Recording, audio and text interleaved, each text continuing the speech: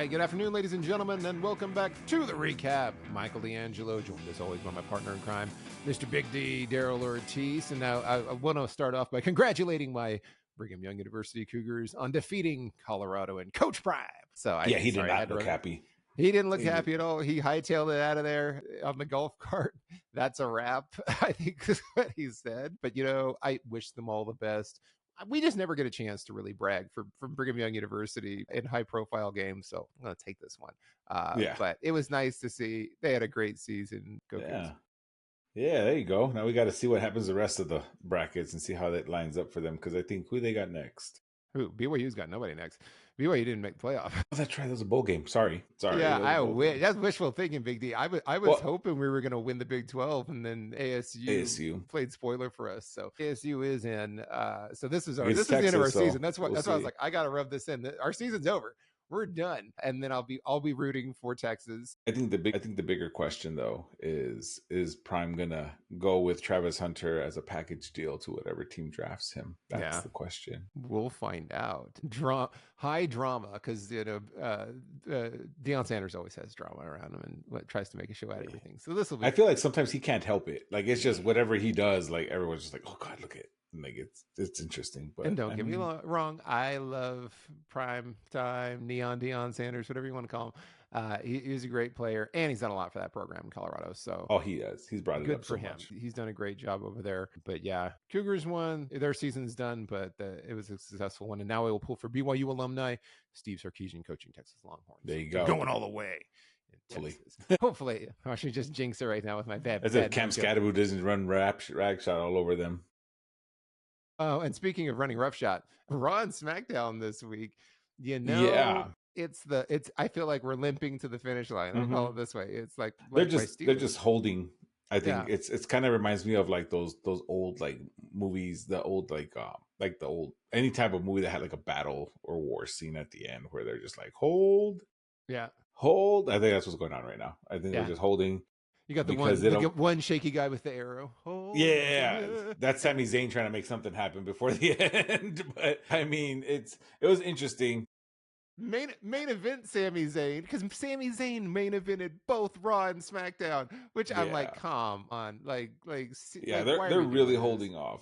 But so I mean, quickly, Raw just a little bit of the same old, just building for they're almost building it like a PLE, but the debut of Raw on Netflix, which should be how big of a deal as they're making, because it is a big deal to be on a big streaming service like Netflix. They're going to get exposed to so many different new viewers and interested or intrigued viewers, I should say. So that'll be very cool to see come to light and see how big WWE continues to grow, which as a wrestling fan makes me excited, because now I'm not going to be the weird guy that just likes wrestling. Like, there's going to be a lot of weird guys that like wrestling. So we'll see. Weirdos. You'll be in good company. We'll see. But so first up we had Drew McIntyre make his walkthrough with my favorite camera angle, where he just follows them all the way through to the front entrance, which I thought was super cool. Nice to see that again. Comes onto the ring, really just to I think he's really just digging his heels into the whole, almost like a vigilante type role, in terms of not really a heel. He is a heel, obviously, but a little bit of a face, I should say, a little bit face sprinkled in there, right? Because he's talking about like, I wasn't out just because of my injury. I had stitches, but I was out because somebody passed away. Nobody cared to call me. I thought, kind of pulling the curtain back a little bit. Yeah, doing the sympathy card. Like there's a reason why. Yeah, and then of course on cue, Sami Zayn comes right out, and it kind of made him look kind of douchey, because Drew was over here like opening up himself, and like Sami comes out like, nah, screw you, bro. Like we knew you were out because of injury. He was like, I didn't know, sorry, but I'm like, wow, they're really like pushing him like that. Okay, so they had a little back and forth. Drew didn't. I think Sami took the first swing. Yeah, Sami took the first swing on Drew, and they just started brawling. But then once Drew got one, see, this is where they're kind of switching it, because once Drew was kind of getting over on Sami, you had Jey Uso come out, return from injury, and now they're double teaming him, and it's like, okay, and then they're the ones standing tall as Drew takes off, because obviously he's outnumbered. It's interesting how they're doing little subtleties like that. That's what really stood out to me in terms of this segment, is that it was like little subtleties of like Drew kind of opening himself up and then Sammy interrupting him to just start a fight and throwing the first punch, and then Jay coming out to kind of double team on him. And it was interesting to see. I don't know what you thought about that opening segment. Yeah, I mean, it was interesting because I think they've always tried to establish that Drew has a legitimate reason for Hmm. doing these things, whether he's right or wrong. Like he has real convictions for it and a reason for he's doing those things. So they did do kind of like the sympathy angle of, hey, like somebody passed away, nobody called to check on me, nobody called to see how I Hmm. was doing, nobody in the back, nobody cares. Which I'm like, okay, yeah, that's reasonable for him to feel that Hmm. way. And then even when Sammy came down and said like, hey, the world doesn't revolve around Drew, you're not anything special. Drew's response to that was like, "Hey, Sammy, that's your truth." Like, kind of like not Yeah. saying you're wrong, but like, "Hey, that's your truth." And then, Yeah. hey, you need to leave the arena because you're the least of my problems and the least of my worries, and I've beaten you a lot, which was also true. He always beats Sammy. So he kind of let Valid him off the points. hook. And then Sammy got mad. Sammy was the one who got mad and attacked him. Yeah. So it was an interesting dynamic. I love everything that they do with Drew McIntyre. I just wish they Yeah. had him win more. I really wish he had won Yeah. the trifecta against CM Punk rather than losing in Hell in the Cell. I think they're holding it off for Yeah. just a little bit more. I think it's going to blow off eventually because he's making his way down his list. It's almost like the list of Jericho, but it's, Drew McIntyre. Yeah, but I thought it was good. Although I was like, I don't want to see Sammy versus, and I always want to go back and look at the calendar. Wasn't it about a year ago when we kept getting Sammy versus Drew as the main event for Hmm. every Raw?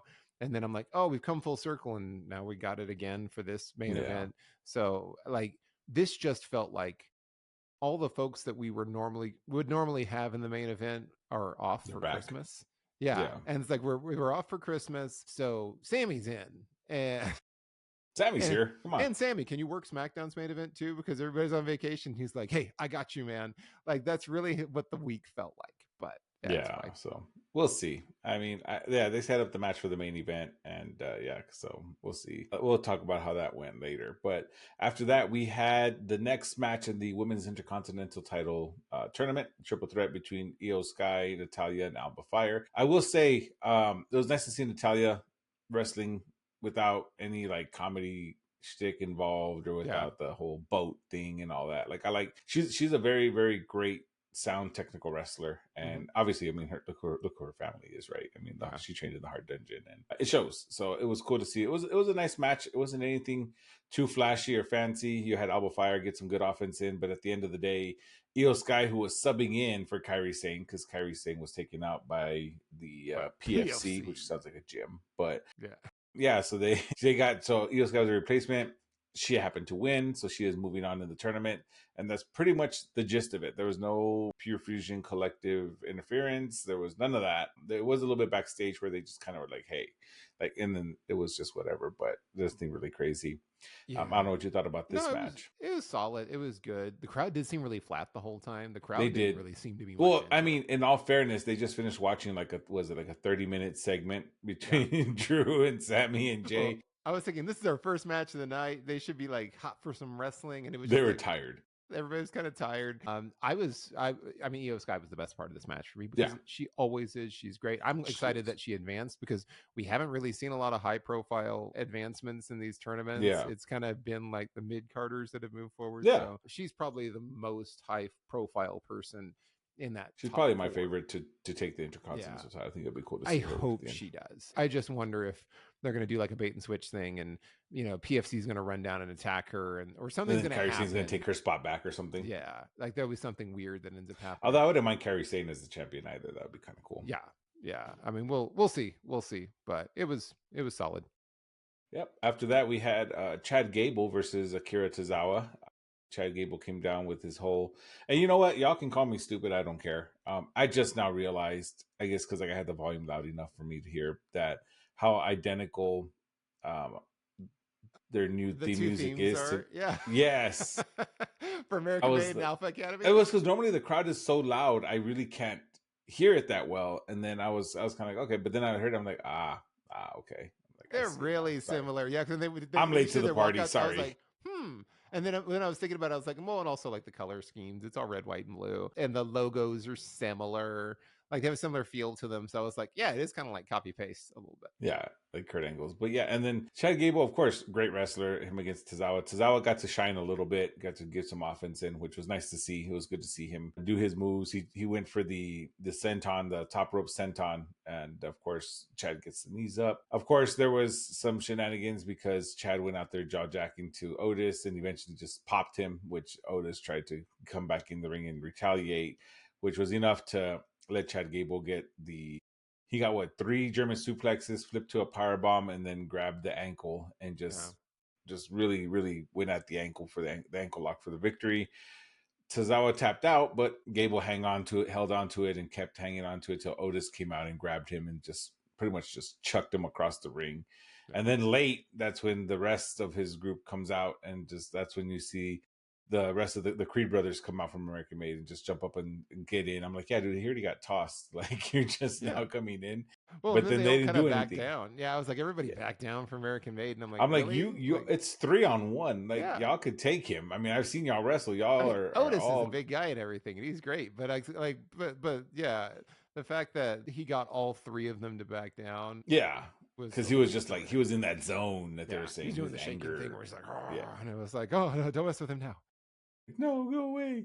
But yeah, so that was so, but anyway, I guess it's going to lead up to the eventual blow off match between Chad Gable and Otis, which is going to be just absolute fireworks. I'm sure it's going to be because they haven't had the match yet. They haven't. I look back and they haven't had their actual blow off match. So, but yeah, I think this was all just to set that up, keep putting pieces to the puzzle. What did you think? Yeah, no, I mean, it checked the boxes. It was fine. It was almost like a squash match. I mean, Tozawa got a little bit of offense in, but it was pretty dominant by Gable. Yeah. And it did just feel like the build up for the big face off between Otis and Chad, which they've been teasing for like half a year now. Yeah, maybe longer. And that. I mean, when it happens, it's going to be great. But yeah, for now, we just got to kind of wait and see what happens. But after that, we had a very interesting moment, which caught me off guard. We had for Raw, and we had Damian Priest. Sorry, I had to think about it for a second here because I was going to compare him to somebody, but in a moment I will. Damian Priest facing Dominic Mysterio, because in the backstage, was it Finn Balor and Liv were doing the whole like, Raquel, can you tell Finn? And they're like really like back to back to each other, which I kind of chuckled a little bit because I thought that was funny, but I thought that was cool. So they had that coming, and then they had Dom's like, you know what, I'm gonna take care of it. I'm gonna handle Damian Priest. So you had Damian Priest come out, and they had their match, and it was weird. You had JD dressed as Santa just at the timekeeper's area, just randomly, and Damian Priest is like, wait a minute, and grabs him and throws him around. Then he goes and he starts finding people. Then he's like, wait a minute. He checks under the ring. Carlito's eating an apple under the ring. Yeah. And he just like pulls him out. It's a little comical, right? But it was all to set up an interesting new alliance, because as they were they're getting up on Damian Priest, they're ganging up on him and beating him up. The War Raiders come out. And of course, the match ends in disqualification, typical WWE fashion. But that's not the point. The match was not the point. The point was the post-match beatdown, because as Carlito and Dom and JD and Finn were beating up on Damian Priest, out come the War Raiders, and not dressed as Vikings again, thank the Lord. No, because they just came out in their jeans, their vest, and they just tore up. They just tore people up. They beat up. Yeah, they beat them all up. They beat up Dom. They beat up Carlito. They worked really well with Damian Priest, and this was all to kind of set up like almost a new faction. Almost, it looks like. Because they did the little fist bumps, the little cross arm fist bumps that they do, and then afterwards they had a backstage segment where they told him, "Hey, I know we never saw eye to eye, but we respect you and you helped us out. So with the tag titles, and we appreciate that. So now we're gonna help you out in any way we can. So now we're good." And Damian was like, "You know what? We can work together," kind of thing. And he didn't specifically say those words, but he was insinuating like, "Hey, we can team up here. We got a common enemy." And so the camera kind of faded out as they're like, "Yeah, I like that idea." So that'd be interesting to see that faction between the 3 of them, because I kind of like that. I never thought I wanted that, but I kind of do. I think it'd be cool, and I mean, it makes sense obviously, because War Raiders just beat Finn and JD for the tag titles because of a little bit of an assist from Damian Priest. So so it makes sense from a narrative. I will say though, like I kind of question the way that they got there, because it was the whole setup was Dom going, "Don't worry, everybody, I'm going to take care of this." It's like, well, then how did they all, if you told everyone, "Don't worry about it, I'm going to take care of it," and then he goes back, then how did Carlito get under the ring and JD dressed as Santa and Finn was ringside? It's like, so you did tell them all what you were going to do. It wasn't, it wasn't a big mystery because you I guess organized that everybody was the out that code way. word. It was kind of like an audible. Yeah, that's why I was like, wait a second, Dom. I thought this whole thing was, don't worry, guys, I got this. No, no, don't ask any questions. I got this. They were clearly all in on it, and he ran it by I them and mean, got them all into we knew there position. was going to be shenanigans. I Yeah, mean, you know what though? I will give Dom his credit. He has upped it up a lot since his first time around, and I see the change in him. I see the more confidence in him, which I like, and I think it's funny. But I think he should have just, I don't know, like it was just funny the way he did it. He was just like, I got this, don't worry about it, I'll take care of it. yeah, And it was really just having everyone show up at ringside to jump him. So yeah, that to was like, jump them, that's and which I think the other thing, and we'll talk about it right now, is we saw a copy paste in the next match of this. mm-hmm. And I was like, oh, why did you do this? You did this exact same thing 2 matches in a row, which I Yeah. wasn't a huge fan of because that felt like just, lack of creativity. But this segment was fine. And then the little moment with Dom backstage where he talks to Kofi and Xavier Woods, and he's like, man, what you did to Big E, that was messed up. Like, Yeah. that's too evil even for Dom. Yeah. Like, Dom's like, hey man, I know, it's like that's crossing the line. Even though he what they like call him? calls They his call him dad like a fake Tom Selleck or something, and he was yeah, like, Tom call him fake. Selleck Yeah, fake wishes. Tom Selleck. And he was Tom Selleck wishes. Like that whole thing actually like made me smile because it was so dumb. But it was like, to your point, it's he has more confidence. He has more swagger. He's not doing the super heel thing where he's agreeing with the other heels. He's like, hey, that's even too heely for me. Yeah, he's like, Brian, gonna touch So that. I like that they kind of softened him up a little bit, and he has some more confidence. So that was cool. I agree. I like it. I'm curious to see how it goes. I mean, he still gets booed out the building, which I think is great, and that's just now part of his gimmick. Like, honestly, it's just After that, you had a backstage or not backstage. You had a recorded interview with Seth Rollins where he says why he doesn't like CM Punk, which he really didn't say why. He just doesn't like the guy. Yeah, this is a bad interview because he was just searching for the words the whole. I was like, this is pre-recorded. Like, why are you searching It was for scripted, the bro. You words could the have whole just, time? Yeah, cut, do it he's again. just like, I'm just, it's just, I just can't believe this guy. Mm-hmm. And he just kind of, it was like, felt like he was buying, he forgot what he was going to say and he kept trying to buy time. And I'm like, this is pre-recorded. Like, just get out with it. So the whole thing felt clunky. This is one of my least. I mean, the gist of it is he just doesn't like the Didn't like guy, CM Punk, and he just doesn't like him, and he just wants to beat him up. So that's what's Which is going to happen, fine. which is fine. That's the point of a wrestling match. You got to beat the other guy up. So I'm happy with that. And so yeah, that's totally fine. I feel we could have done without that segment, but I mean, it is what it is. After that, we had Dexter Lumis versus The Miz, which again, to your point, was just really another copy paste just to set up a feud. Yeah. You had Dexter Lumis come out, which to an abbreviated entrance, which I was wondering, I was like, how are they going to do this? Because like I remember with Bray Wyatt, anytime you had a match with the Wyatt family, whether it's Eric Rowan or it doesn't matter, you had a match with them, Luke Harper or Braun Strowman, like they did their full entrance, and then Bray would sit there on the chair and send the person you're going to fight, to the ring, which I always thought looked great because it cements him as the leader. Yeah. And he's like, we're a unit. All right, now you go handle business and I'm going to be right here. Yeah. Well, and they don't In have this individuality either. Like they don't have their own music. There's no individuality. It's Yeah. like you're one of his minions. Exactly. And here they use the same song for Dexter Lumis, which is cool. But it was a very abbreviated version, and he pretty much just like ran to the ring instead of he walked up in his gear and then took off the mask. Once the mask came off, then he booked it to the ring to start the match, which he did that crawling thing he does, the half army crawl. I don't know what to call it, but it's cool looking and it's creepy looking at the same time because he did chase Miz out of the ring with that, which was actually pretty cool to see. But they got into it. Not too long later, you had the interference happen between the Authors of Pain, and of course you had the rest of Final Testament come out with Paul Ellering, and you also had Karrion Kross come out and attack Dexter Lumis for the disqualification. Then so the bell rang, but Dexter Lumis was surrounded, which I thought was a cool image because he just stood there. He wasn't scared. He just looked at them. He just kind of smiled and he just like put his hands up. Lights cut out. They cut back in, and the Wyatt Six was in there, and they started brawling and threw him out.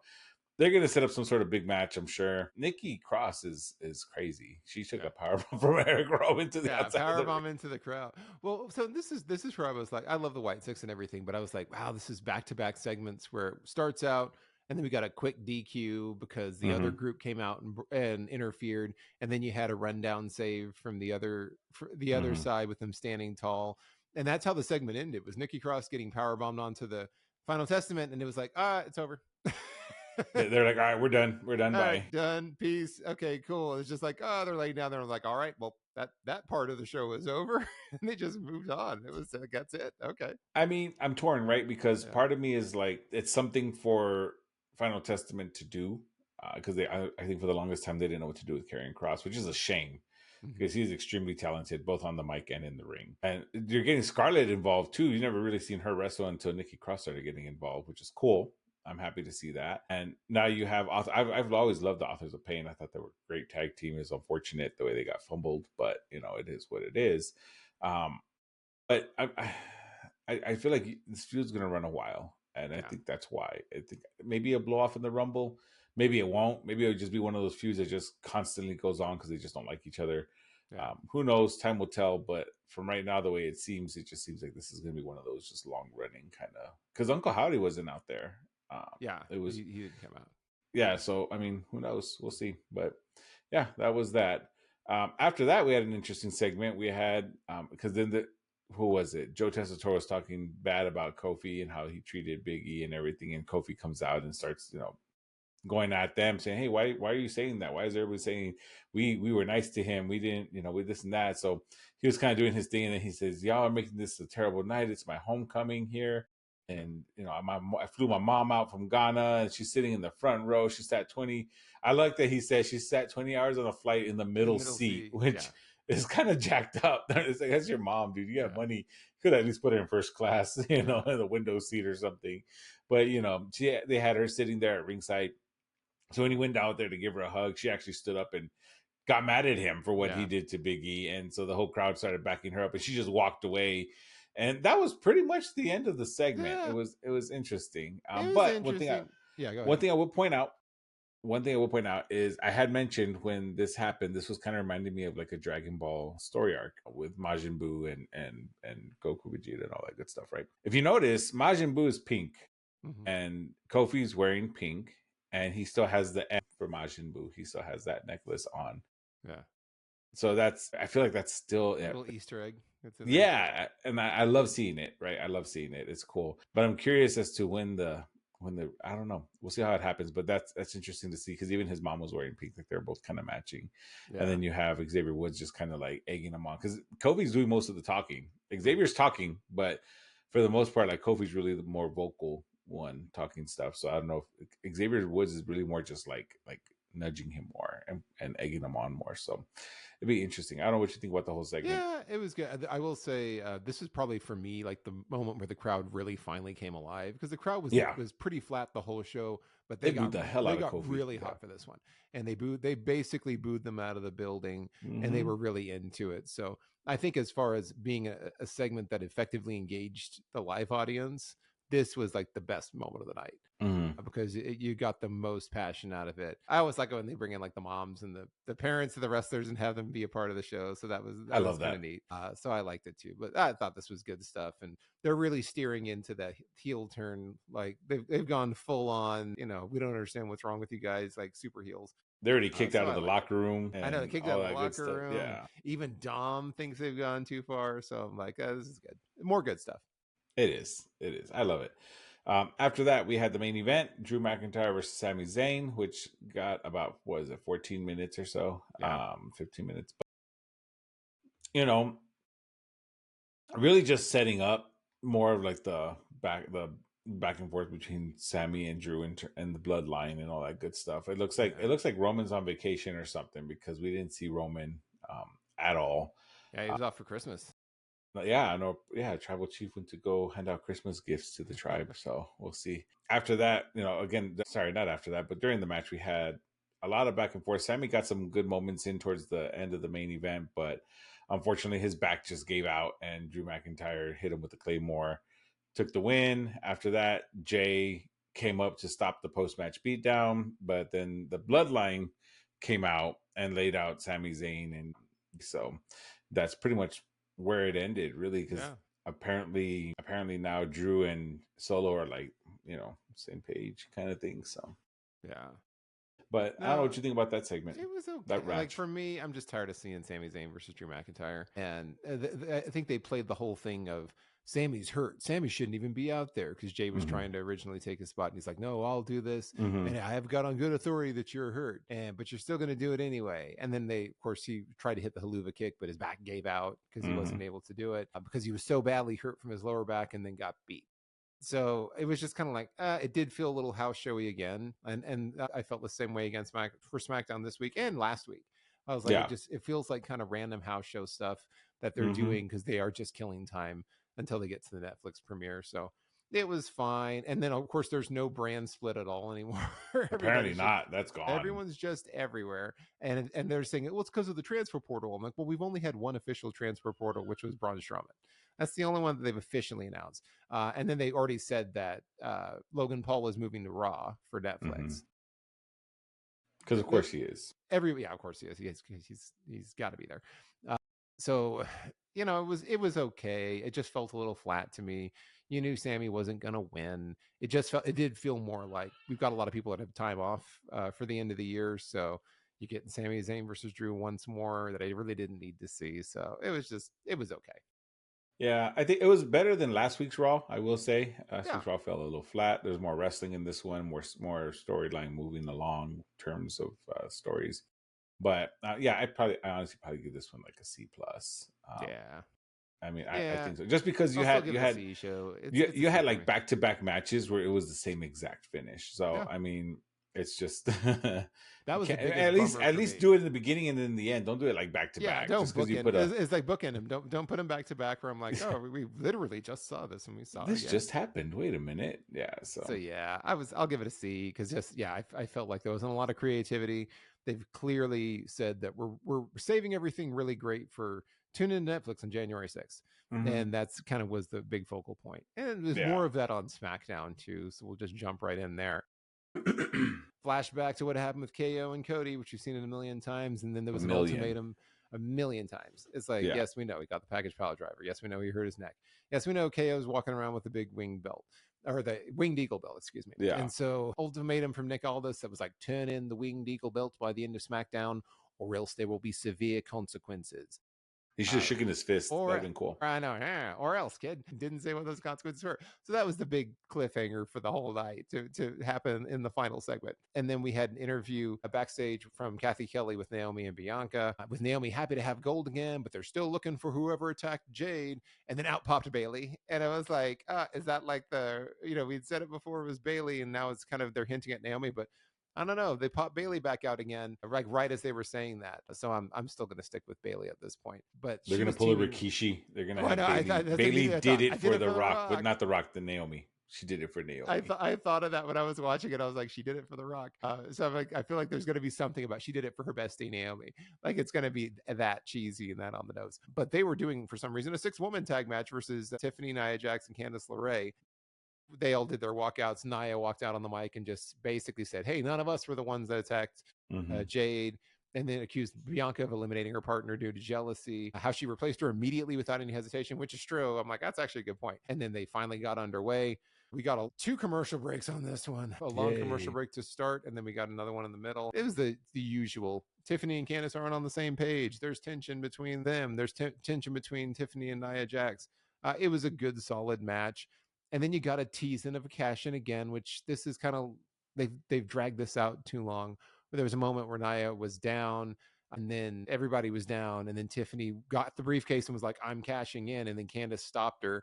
And Tiffany was screaming at her that I want to be a champion, and was screaming that at Candice. And that was enough of a distraction for Naomi to jump on Candice and then get the pinfall for her team. So it was fine, but it was also like, where do you go from here? Because Tiffany obviously has been trying, she's been teasing cash-ins. She's been trying to cash in. Now she explicitly, there's no way to explain away what you were trying to do here. Yeah. You went on this rant.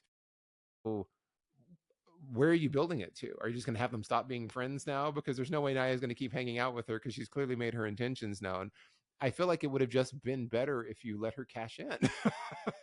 Well, I think here's my beef with this match.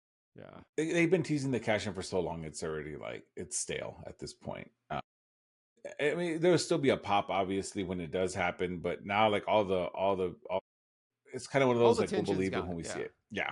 But I think what they're and then another thing that kind of irritated me was that Naomi got the pin on Nia. Now all of a sudden she's number one contender when 2 weeks ago she Yeah. just lost a title match. Yeah. It doesn't make any sense to me. However, I think this is all just to build because next week SmackDown goes to 3 hours. Yay us! But it goes up to 3 hours, and they're trying to fill it with matches. And I have a feeling if they do a cash in not at a PLE, then it'll be there because Yeah. they're trying to get attention on the and first eyes. 3 hour. Yeah. Yeah, The because first 3 Naomi, hours. it doesn't make any sense for her to. It doesn't make any sense for her to challenge for the title. So I don't know if she's gonna get jumped and Nia's gonna be like, yeah, I'm just gonna win this easily, and then Tiffany turns fully. She kind of already did, but Yeah. yeah, I don't know.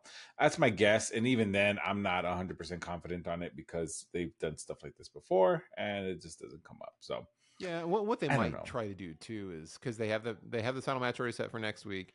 Are they Mhm. going to are they going to have Naomi beat Nia, and then after the end when she beat her, then Tiffany runs down and cashes in on Naomi, Maybe. and then it turns into, well, I didn't beat you. I told you I wanted to be champion. Like, you shouldn't care. You had already lost. Like, are they going to play it that way? Because that'd be a little weak. Mhm. But I don't know. They got to do it sooner or later because it has Yeah. lost I mean, all of the pizzazz to being the Money in the Bank briefcase holder is pretty much gone with her now. To where it's like you said, I'm not going to believe it till I see it. I But agree. after this, we got A-Town Down Under arguing with Nick Aldis about the broken set from last week. Sami Zayn walked in, which he's apparently hanging out on SmackDown now, walked in to talk to Nick. Carmelo Hayes interrupted them. They jawed back and forth, and then Sami challenged Carmelo to a match, which ended up being the main event. Well, because Carmelo was doing the most heel thing possible. He was handing out Christmas cards. Hey, Chris cards. How dare he?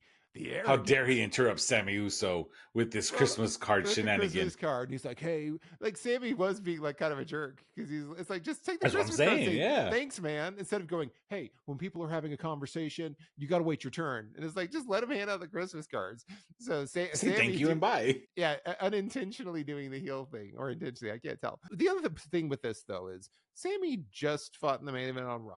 Just got beat down. The whole time they were saying, you're not 100%, you're injured. Clearly injured his lower back so badly that he couldn't hit the haluva kick, but he was fine here.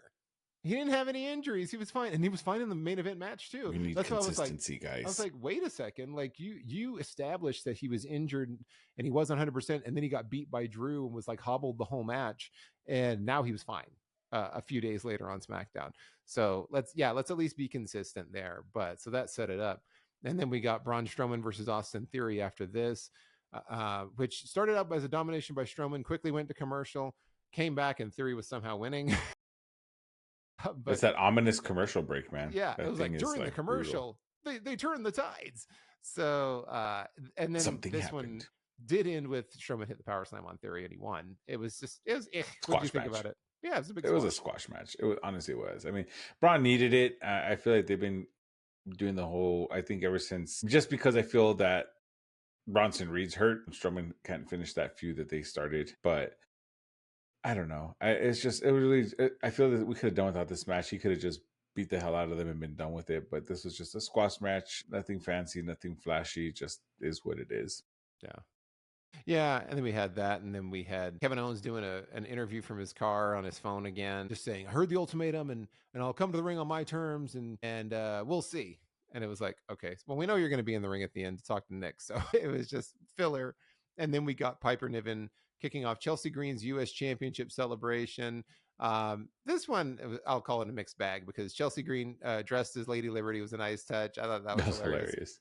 And then she gave the speech about turning the blue brand into the greenhouse. But it was like, all she did was just brag a lot and then talk trash about Michin, who she ended up beating in the final, obviously. And then said the whole, ask not what Chelsea Green can do for you, but what you can do for Chelsea Green. And then Michin just came down to cut kind of a weak, really scripted sounding promo with a kendo stick. And was like, I'm going to beat you with the kendo stick. And then Piper intervened to take the beating on Chelsea's behalf and then saved Chelsea from an attack and scooped her out of the ring. And the segment was over. Like, Chelsea's parts were fun, but the rest of it was just kind of weak. And I know they've got to set up something for her first rivalry. Yeah, they need a competitor for the title for the first one. And she has history with Michin. So, because they had the dumpster match, right? They had the dumpster match with each other.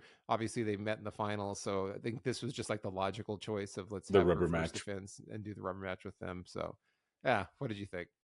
It was fun. I got a kick out of that. It was funny. It was, again, comedic wrestling. I love it. No, But yeah, it was done well. Piper taking the kind of like her bodyguard now. It's like the roles kind of reversed. It's kind of interesting. But yeah, I like it. Michin, I don't think is going to beat her for the title. I think it's yeah, very way it's too way early. too soon. I think they're going to let Chelsea ride this one out for a while because I think the skits and segments possibilities are endless with this one because they can do so much with it, and I think they're gonna just ride it out for a while. So it'll be curious to see how they do it, but I don't think Michin's gonna win this one. I think it's gonna be Chelsea retaining eventually whenever they do have the match, right? I Yeah. think it. Yeah, I think they're doing it for I think next. they're doing it for Yeah, next week. I think yeah, they're doing it for the for 3 the hour 3 hour SmackDown. show. They need to fill it somehow, Yeah. so they're gonna do that. But yeah, I don't think Michin's gonna take it. But it was all right. It was fun. Yeah, It it had was all its right. moments. And then we had this kind of the segment into a match into a segment, which was Nick Aldis and DIY, where he's like, DIY, do you happen to know what happened to the Street Profits? And it was like, okay, you know that they attacked. And they're like, we don't know. We have no idea. And it's like, just check the security camera. I'm sure you can see. And the Street Profits weren't like unconscious. They didn't go dunk and hit him in the back of the head and they were both unconscious. How did nobody see who it was? But it's silly. But you know who saw? Pretty Deadly. Pretty Deadly saw. And they said that it was Garza. It's Garza, clearly lying, obviously, on behalf of DIY. So then the Street Profits went found Angel Umberto and attacked them. And then we got an impromptu tag match. Went to break, came back with the match already underway, which I hate. It was like, okay, if you don't want us to care about this match, do that. It's like, by the way, it all started and the match is going. And then we got another long commercial break after that for this match too. So there's lots of commercial interruption. What we did get to see though was fun. For me, this was a really Mm-hmm. fun matchup. It was. It was probably I'll say my match of the night. Yeah, But I there was agree with too that. many interruptions. It was fun. I mean, Angel and Berto were great. Montez Ford is great. Angelo Dawkins is always kind of the weak link in a match like this. I think he's the least Well, talented out of the group. I think it's mainly because he's not as like okay, so you have like three high flyers and Yeah. then a And power then guy. Angelo. It just Yeah. makes him look like the wrong like the odd one out because he's more the power guy, right? Although he is athletic in his own right. It's just Is it stands out more Yeah, it's when he's more obvious because you see there's a drop off just in the abilities of these three. And Montesfort is fantastic, and for me he always steals the show. Berto steals the show when he's in there too, so it's really excellent. Street Powers did hit their Doomsday Blockbuster on Angel, got the pinfall, so good solid match, most fun match of the night for me. I agree, and like I said, I enjoyed it for the same reasons. I feel like Berto and Garza they put on great matches. They're luchadores by heart and by tradition. They do it very well. It was cool to see BFAB and Electra Lopez, mixing it up on ringside as well. That was good to see, kind of getting them all involved, which was good. And yeah, it was a fun match. I enjoyed it. It was a good wrestling match. Yeah. Wrong guys, but it was a wrestling match. But it was a wrestling match. Well, and then they'll say that. So the bookend of this was they immediately go backstage where the Street Profits are thanking Pretty Deadly and they're like, "Hey, thanks for letting us know it was them." They're like, "Oh, you're welcome. Like, we got you." And it was like, "Oh, cool." And then of course DIY, I think right before that was like, "Thanks for not ratting us out." And they're like, "Oh, you're welcome." Blah blah blah. Yeah, Like we're gonna get favors from everybody. And then when they walk, because they're trying to fund the musical. Yeah, That's trying to why. fund the musical, but they immediately, like as soon as they walked off after talking to Street Profits, like Apollo Crews pops up and goes, "Hey, I saw who did it, and it was it was DIY," and it was like, huh? And he's like, "Y'all are being played," and I'm like, Apollo, where the heck were you? Like when all this was going, like He was in catering, man. you He never was in thought that it catering, was hanging out. relevant to go tell the Street Profits obviously wanted to know who attacked them. You've been holding this information the whole time, and then you waited until you see them get played and go through all this, and you casually sneak up and go, "Hey, I saw the whole thing. You're being played, playa," and then walked away. And I'm like, Apollo Crews is the real heel here through his inactions and not doing anything. So I was just like, okay, like that. I'm like, where's the? And then they're all like, "I can't believe," and they're all mad, like how dare Pretty Deadly pull one over on us. And I was like, wow, you guys got through that whole story arc very fast in the course of like 2 segments. Yeah, now it's going to be Street Profits against Pretty Deadly. Yeah, They're going to stop DIY for a second. which we're going to get next week. I'm sure it'll be next week in the 3-hour show to fill it up. It's like, let's just do this blow off match. And then speaking of which, main event match time with Sami Zayn versus Carmelo Hayes, which again, for me, felt like a random main event from a house show. It's like Sami Zayn versus Carmelo. I like Sami and everything. Match was fine. It was good. And then towards the end, Carmelo was about to get hit with the haluva kick.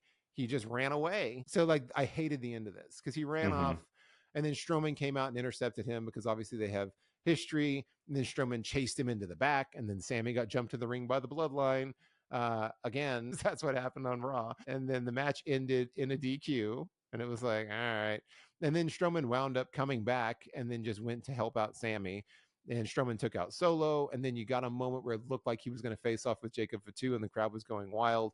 And then before anything had happened, they just, Tama Tonga and Solo attacked Strowman from behind, and then Sammy tried to help, and they both got wrecked. And the Bloodline stood tall, and I was like, okay. And then the music for KO immediately hit because like we're running out of time. Yeah. And then KO, it's only a 2-hour show. We're not at 3 yet. Like we gotta hurry. We got 3 minutes. We got one more segment. And then KO immediately came out. So I'll pause there for your thoughts on the match. Yeah, the match had a lot of potential because Carmelo Hayes is a great athlete, as is Sami Zayn. They put on great matches, but yeah, it really was just to set up the end, which has been the story of Sami's life, is just to set up other stuff. But my whole question between this beatdown and last week's beatdown is, where the hell is Roman? Because he hates the new bloodline and all this, and his buddy Sammy, who fought by his side, his neck out for him, multiple times, is getting his ass kicked twice, and Roman's just watching it from home, like, damn, that sucks. Yeah, and just like keeps like, watching. Yeah, you bet on the wrong horse, Sammy. Well, it's a fair point because I want to be like, man, Sammy needs to turn and join Drew's faction. Because I'm like, dude, what the hell? It's like, hey, you're right, man. Roman does just care about Roman. Roman is selfish. Solo was the only one who stood up to him. I am a sucker for helping him. I will say I like this way of Solo's bloodline. I like the way they're doing it this way because it's making them look stronger. I think before nobody really took them serious, but now it's kind of like they're looking a lot stronger. Mainly because Solo's going to be facing Roman for the Ulufala, right, for the Tribal Combat on the Raw debut on Netflix. So I feel this is what's needed. I had said this. I said Solo needs to be booked strong so he could look like a formidable foe against Roman when they do fight. So it's working. So I like that part of it, and I did enjoy that piece of it. And yeah, I definitely want to see Jacob and Braun go at it. That'll be a cool match to see. That'd be cool. Well, because they keep teasing cool matchups. Like they had Jacob and Braun Strowman, and then Jacob against anybody, man. Just have him win the Rumble. And I'm like, well, that's why I was like, yeah, put him in the Rumble. I'm wondering how many Bloodline are we going to get Bloodline members in the Rumble? Are we going to get Wyatt Six members in the Rumble? Like, how is this going to go? They have to, yeah. They better. And it's like have some cool matchups. I would like to see Jacob versus Braun Breaker. Is that there's some potential. They tease a lot of stuff. They just haven't paid off most of it, but we'll see if they circle back. How cool would a match between if we're doing fantasy bookings, I would love to see Gunther and Jacob Fatu. Yeah, that would be great. Like the proper wrestling. Not scared Gunther, who's lacking. No. Like the dominant, like proper ring general Gunther against Jacob, and that'll be like, I think that would be such a good match. But anyway, so we got one more segment. So KO came down and was like, "Why should I give this belt back?" And then Nick Aldis said, "This is not a negotiation. Hand the belt over, or you're fired." And then you had Cody's music hit, and Cody was like, "Hey, I'm going to come down here and handle it." And basically, essentially, from the long and the short of this was that Kevin Owens wanted a rematch for the title, and Cody's like, "Yeah, I'll give you a rematch, but it's going to be a ladder match with both titles hanging." So I'm like, so you have to pull down both titles to win? Like, what if you just get one of the belts off? What if each of you gets a belt? How's that going to work? I'm sure they'll work out the logistics on that. But so they have made a ladder match for the Royal Rumble between Kevin Owens and Cody Rhodes, and Nick made it official, and then Kevin Owens just shoved Nick Aldis into Cody, and then kicked Rhodes in the back of the neck a couple times, and then just walked out. It's like, peace. And that was that. So, for me, I'm not that interested in seeing Kevin Owens versus Cody Rhodes again. So I think even afterwards, I'm like, oh, it's a ladder match. You're going to get to see KO hit a swanton off a ladder. Like that's the only thing I'm really kind of thinking in terms of Kevin Owens does, even for a guy that doesn't look like a high flyer, does a lot of high flying, and he has done a lot of big spots historically. So I'm sure it'll be great. I'm sure it'll be fun. You're going to see a Cody Cutter off a ladder, or super Cody Cutter, or whatever you want to call it. Super mega Cody Cutter off of the 20-foot ladder. Mega super duper one.